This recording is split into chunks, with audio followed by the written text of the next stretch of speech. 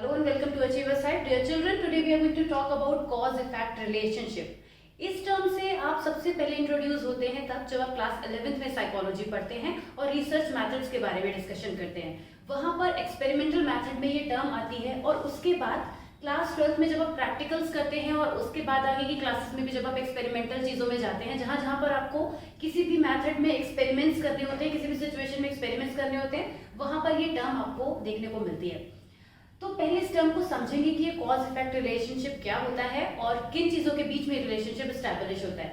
जैसा कि नाम है कॉज एंड इफेक्ट, दो चीज़ें यहाँ पर आ रही हैं, तो इसका मतलब एक चीज़ तो क्लियर है कि कॉज और इफेक्ट के बीच में ही रिलेशनशिप बनता है.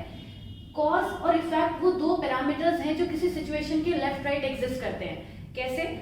कोई भी सिचुएशन किसी वजह से होती है, कोई भी बात जो होती है, कोई भी हमारी लाइफ में भी नॉर्मल चीज़ भी होती है, तो उसके पीछे कोई वजह होती है. और जब वो चीज़ होती है, जो सिचुएशन होती है, उसके बाद उसके कुछ ना कुछ इफेक्ट्स भी होते हैं. जैसे कि इसे एक एग्जांपल से समझने की कोशिश करते हैं कि एक बच्चा है जिसका पढ़ाई में मन नहीं लगता है, तो उसके पीछे कुछ ना कुछ कॉजेज होंगे.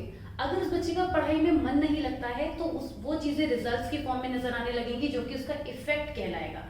ठीक है, तो दो चीजें हो गई यहाँ पे. तो हम ऐसे देख सकते हैं कि एक कोई पहली सिचुएशन है और एक दूसरी सिचुएशन है. अगर हम इसको इस तरीके से लिखें, इवेंट या सिचुएशन, अभी लेमन लैंग्वेज में हम कुछ भी कह सकते हैं, आगे चल के आपको बताएंगे कि वो चीज एक्चुअल में होती क्या है. तो मान लेते हैं, चलिए हम सिचुएशन ही लिख लेते हैं. Situation 1 and situation 2. ये दो सिचुएशन हमने ले ली हैं. एक हो गई सिचुएशन 1 और दूसरी हो गई सिचुएशन 2. इस सिचुएशन के होने से ये जो भी बात है, जो भी वजह है, कॉज है, यहाँ पर ये बेसिकली इसको कॉज को हम रिप्रेजेंट कर रहे हैं. इसके होने से कोई इफेक्ट आएगा. कॉज जो होता है वो हमेशा इफेक्ट को जनरेट करता है और इफेक्ट जो होता है हमेशा कॉज की वजह से ही आता है. इसका मतलब ये हो गया कि अगर कोई भी चीज सिचुएशन 1 है उसको हम कॉज कह सकते हैं और सिचुएशन 2 को हम इफेक्ट कह सकते हैं. ऐसे हमें समझना है. अब मैं इसके थ्रू आपको क्या समझाने की कोशिश कर रही हूँ, ये आप पूरा देखेंगे तब आपको समझ में आएगा. हम सिचुएशन 1 को अगर चेंज कर दें, जैसे मैंने भी एग्जांपल दिया आपको कि एक बच्चा है जिसका पढ़ाई में मन नहीं लगता है, तो अगर हम कुछ चीजें उस कॉज में चेंजेस करने की कोशिश करें, यानी सिचुएशन 1 को अगर हम मैनिपुलेट करें, कुछ इसमें चेंजेस लाएं, तो हमें सिचुएशन 2 में भी चेंजेस देखने को मिलेंगे डेफिनेटली. अगर हम बच्चे को पढ़ने के लिए मोटिवेट करेंगे, एनकरेज करेंगे, तो अगर वो पढ़ाई कर पाता है, हमारा जो है वो एफर्ट जो है वो सक्सेसफुल हो पाता है, तो उसके इफेक्ट्स हमें जरूर देखने को मिलेंगे. राइट? तो हम ये कह सकते हैं कि ये जो सिचुएशन 1 और सिचुएशन 2 है, ये चेंज हो सकती हैं, ये बदली जा सकती हैं. आज जो ये हैं, इनको भी बदला जा सकता है और इफेक्ट को भी बदला जा सकता है. तो अब हम इसको अपनी लैंग्वेज में, स्टैटिस्टिकल लैंग्वेज में जो यूज करते हैं, उसको बोलते हैं वेरिएबल. तो बेसिकली ये हो गया वेरिएबल 1 और ये हो गया वेरिएबल 2, जिसको अभी तक मैं आपको सिचुएशन का या इवेंट का या कोई भी चीज का नाम देकर समझाने की कोशिश कर रही थी. वो एक्चुअल में स्टैट्स में वेरिएबल्स की फॉर्म में जाने जाते हैं. जो पहला वेरिएबल होता है ये इंडिपेंडेंट होता है. इंडिपेंडेंट क्यों होता है?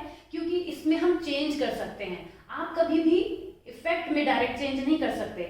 जब आप कॉज में चेंज करेंगे तो जाके इफेक्ट में चेंज होते हैं. यही रिलेशनशिप है, यही पूरी स्टोरी है कि हमें पहली सिचुएशन को ही हम चेंज कर सकते हैं. अगर हमें बच्चे का अच्छा आउटकम चाहिए तो हमें उसके पढ़ने के आवर्स पे, उसके स्टडी के लिए, उसके मोटिवेशन के लिए जो भी वर्क करना है वो इधर करना है. हम रिजल्ट की तरफ जाके वर्क नहीं कर सकते. रिजल्ट तो हमें दिखेगा, वो तो हमारे सामने चीज प्रोडक्ट के फॉर्म में निकल कर आएगी. लेकिन ये भी सच है कि दोनों ही चीजों को बदला जा सकता है, इसीलिए दोनों वेरिएबल्स हैं.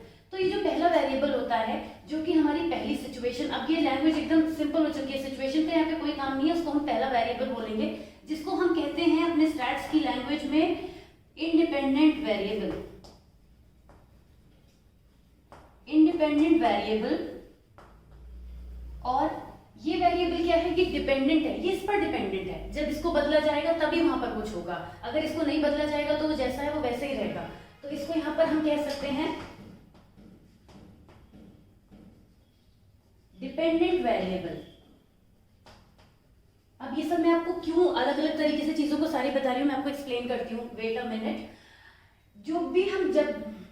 जब भी हम इंडिपेंडेंट वेरिएबल में कोई चेंज करते हैं, तो वो जो चेंजेस होते हैं वो प्रोडक्ट की फॉर्म में, रिजल्ट की फॉर्म में, इफेक्ट की फॉर्म में हमें डिपेंडेंट वेरिएबल में देखने को मिलते हैं.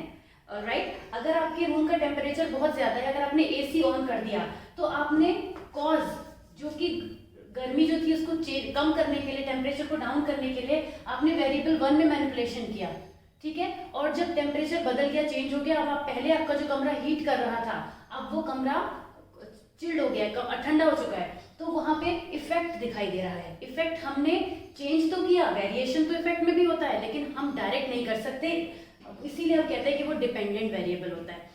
तो ये जब एक इंडिपेंडेंट वेरिएबल और डिपेंडेंट वेरिएबल आपस में जो रिलेशनशिप फॉर्म करते हैं उसी को हम कॉज इफेक्ट रिलेशनशिप कहते हैं।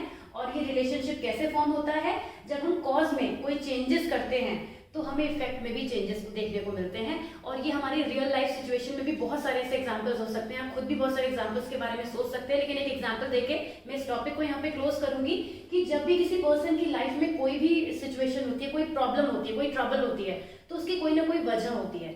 जब हम उस वजह पर वर्क करते हैं, उसको ठीक करने की कोशिश करते हैं, तो रिजल्ट हमें ठीक मिलने लग जाते हैं।